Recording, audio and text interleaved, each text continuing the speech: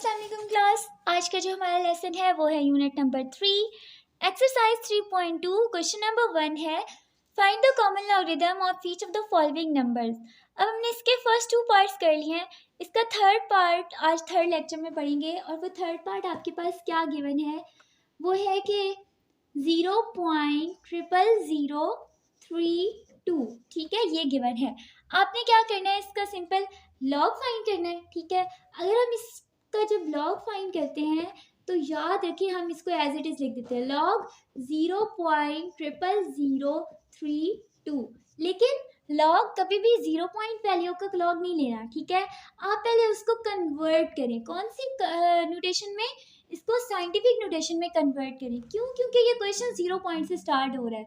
अगर आप इसको लॉग लेंगे तो आंसर जो है वो नेगेटिव में आ जाएगा, इसलिए हमने इसका डायरेक्ट लॉग नहीं लेना। हमेशा पॉइंट किधर होना चाहिए, हमेशा पॉइंट फर्स्ट डिजिट के बाद होना चाहिए, और वो फर्स्ट डिजिट क्या हो, 0 ना हो, ठीक है। तो 3 0 नहीं है तो हम लिख देते हैं लॉग 3.2, ठीक है। 3 के बाद हम पॉइंट लगा देते हैं, 3.2 आ जाएगा।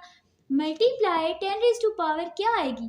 अब पॉइंट के दोनों पॉइंट्स के दरमियान जितने डिजिट्स होते हैं हम उतनी एक्सपोनेंट लिखते हैं।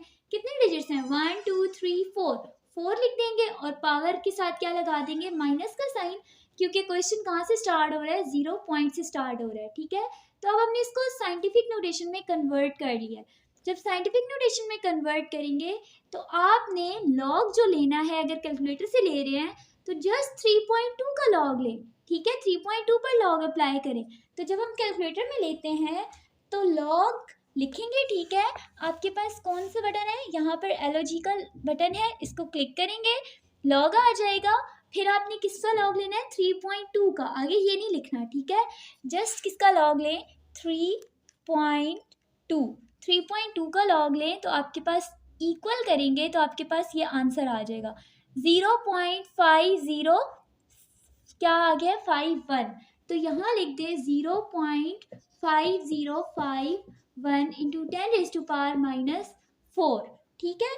ये जो पॉइंट होता है ना, हमेशा पॉइंट के बाद हमेशा 4 डिजिट्स यूज़ करते हैं, ठीक है। हमेशा पॉइंट के बाद कितने डिजिट्स लगाने हैं, 4 डिजिट्स। किसी भी लॉग के चैप्टर में, किसी भी क्वेश्चन में पॉइंट के बाद आपके पास कितने डेसिमल प्लेस होने चाहिए, 4 डेसिमल प्लेस तक।